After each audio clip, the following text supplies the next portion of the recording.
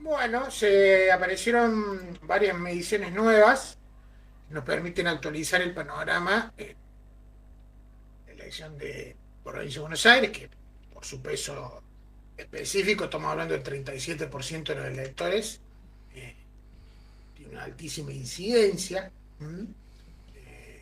Voy a destacar las dos más recientes.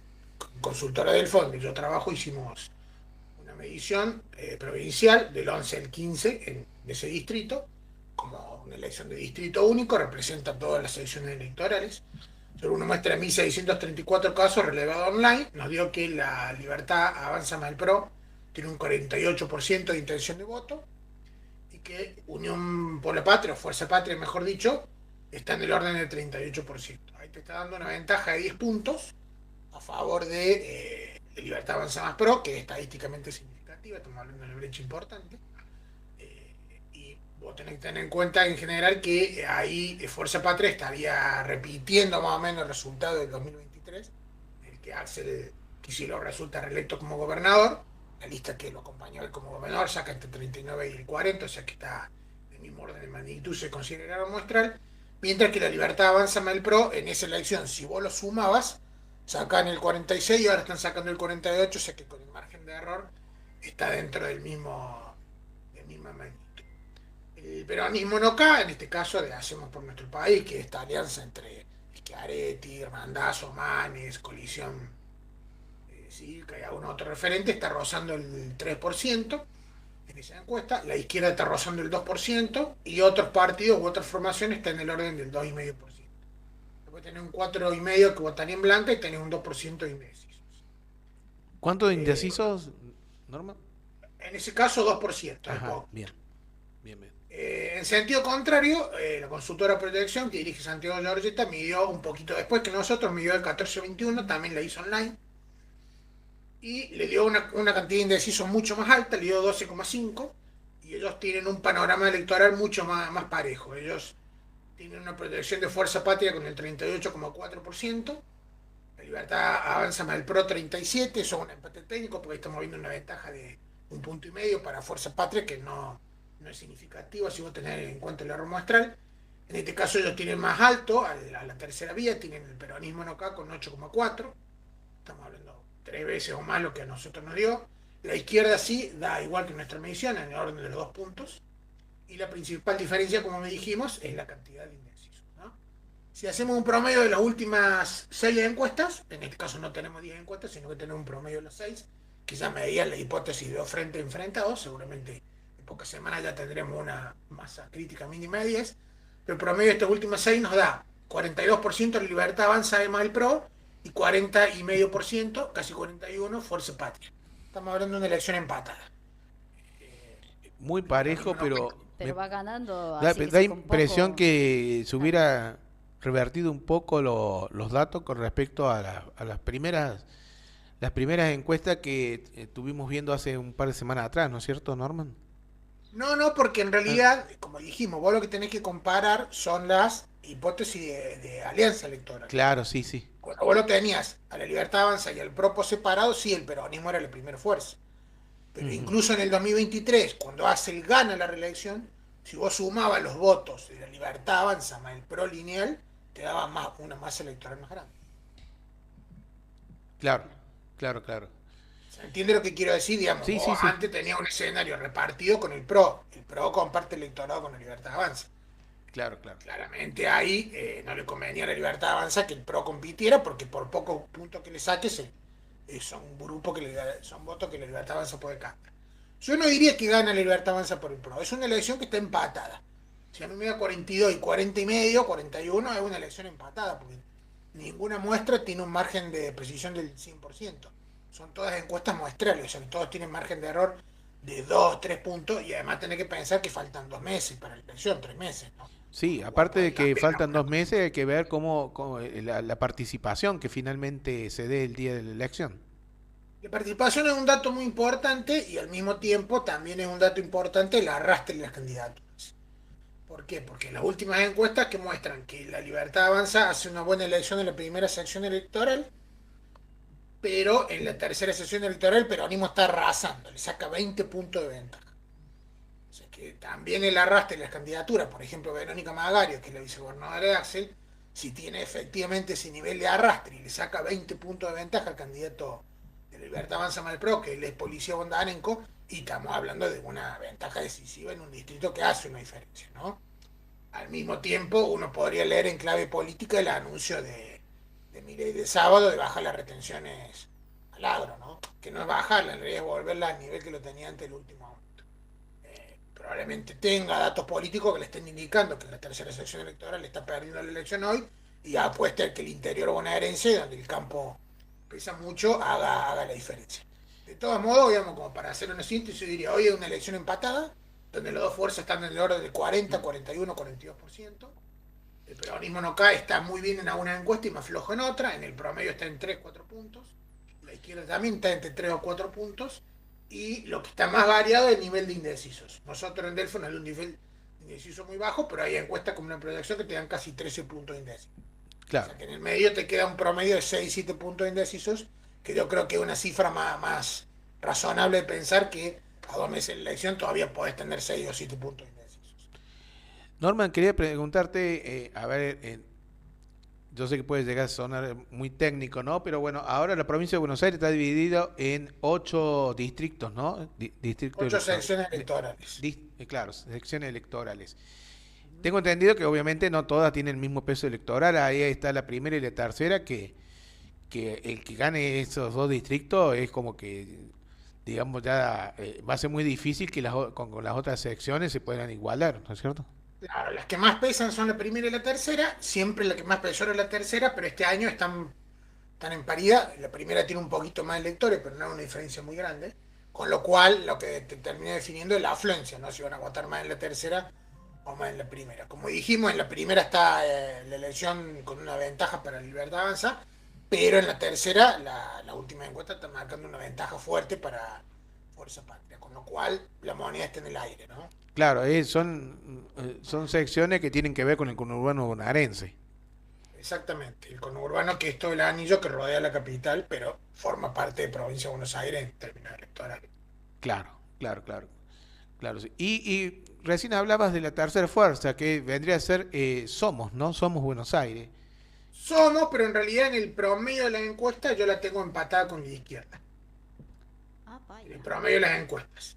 La tengo entre 3 y 4 puntos. Si tomo la última de proyección, sí, lo tengo mucho más alto. A Somos lo tengo en 8 puntos, con la izquierda en 2. Claro, Pero si me quedo no con la última medición de proyección, digamos, la de Delfo, yo lo tengo en 3 puntos el peronismo no cae, o sea, Somos, y en 2 puntos la izquierda. Ahí también las tengo empatadas. Por eso digo que depende de qué encuesta tome. Si me quedo con el promedio, y están entre 3 y 4 puntos los dos. Si me quedo con la última de proyección, no, está mucho mejor el Somos que la izquierda. Digo, claro. yo tiendo a basarme un poco más en el promedio que en una encuesta única, ¿no? Parece que las dos principales fuerzas, digamos, es como que se absorben todo el voto y ha quedado muy poco para una tercera vía o camino del medio, No, como le llaman. olvídate, está muy polarizada. Es una elección en la cual las dos fuerzas principales están sumando entre el 75% y el 80% de los votos, con lo cual están dejando un 15 o un 20 en el mejor de los casos para repartir entre todos los otros sellos. Estamos hablando de una elección polarizada, donde yo creo que el tercero, ponerle que Somos sea el tercero y no va a llegar a los 10 puntos. En la mejor encuesta tiene 8,4. Claro, Le va a costar mucho llegar a los 10 puntos. ¿Por qué? Porque conforme más se acerque la elección, probablemente se polarice más. Y esto lo digo como hipótesis, si crece mucho el Somos, a priori yo diría que afecta más a Libertad Avanza y al PRO que al Fuerza Patria.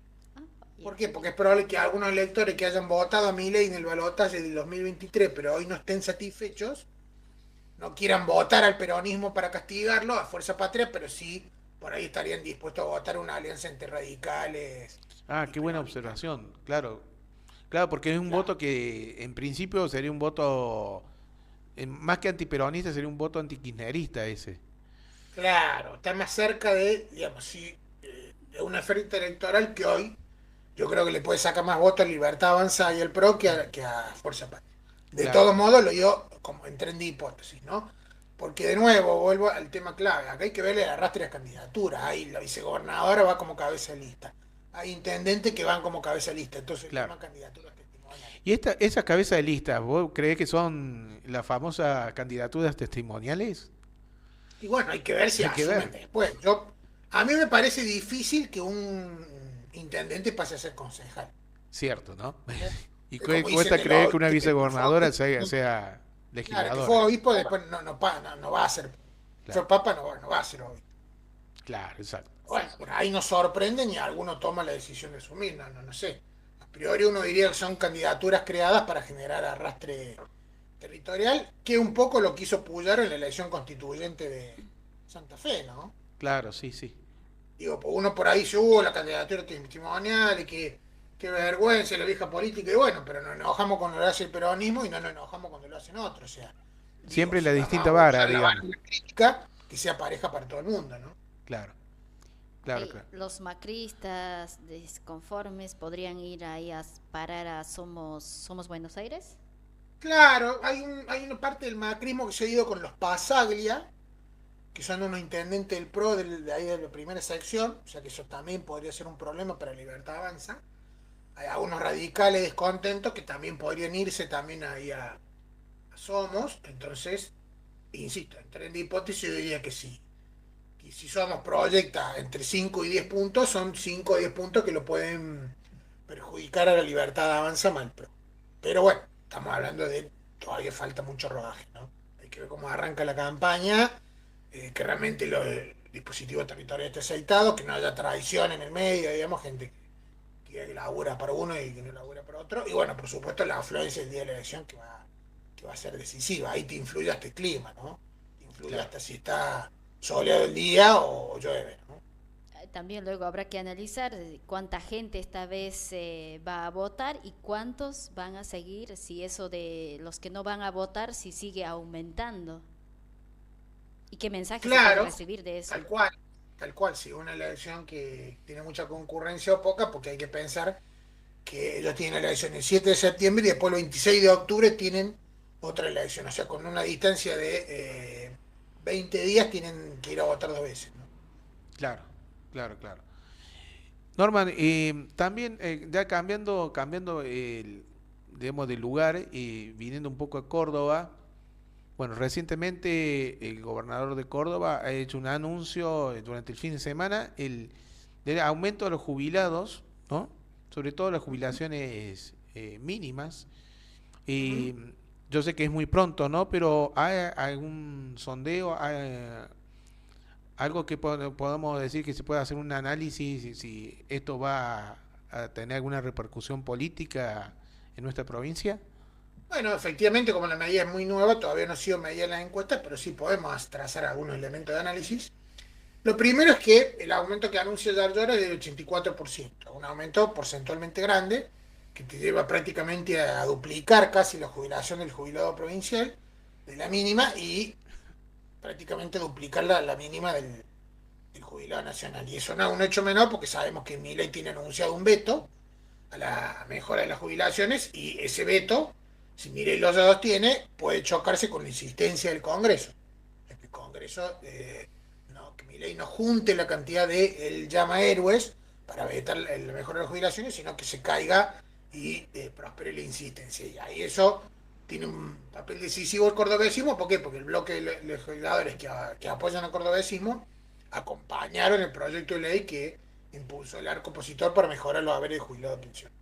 O sea que ahí vos tenés dos señales políticas donde ya por un lado se para y dice yo mejoro las jubilaciones, mi ley no, advierte al mismo tiempo que la está mejorando porque tiene un fallo a favor de la Corte y que si el gobierno nacional dejara de transferir esos fondos, la mejora no se podría sostener, lo cual le daría en campaña un argumento político ya ahora. Supongamos que Milei tomara nota de esto y bueno, sostuviera el veto y dijera no le paso más dinero al gobernador porque es un degenerado fiscal, como él le dice, y un populista que entrega, bueno, ahí le va a entregar en la bandeja un argumento ya ahora para la campaña electoral en las semanas decisivas. Eso como análisis político. En cuanto al análisis del impacto, obviamente todavía hay que verlo porque es muy nueva la medida. Es cierto que esto le ha dado mucha prensa a nivel país a Ardora. No podemos anticipar si eso le mejorará la imagen a nivel país de Ardora. Ardora es un dirigente que a nivel nacional todavía tiene un nivel de desconocimiento muy alto. no es que tenga mala imagen, sino que todavía cuando vos preguntas qué imagen tiene de Yardor a nivel país, un promedio del 36% a 37% te dice que no tiene opinión. O sea, es mucha la gente que no tiene una imagen nítida del gobernador de Córdoba afuera de Córdoba.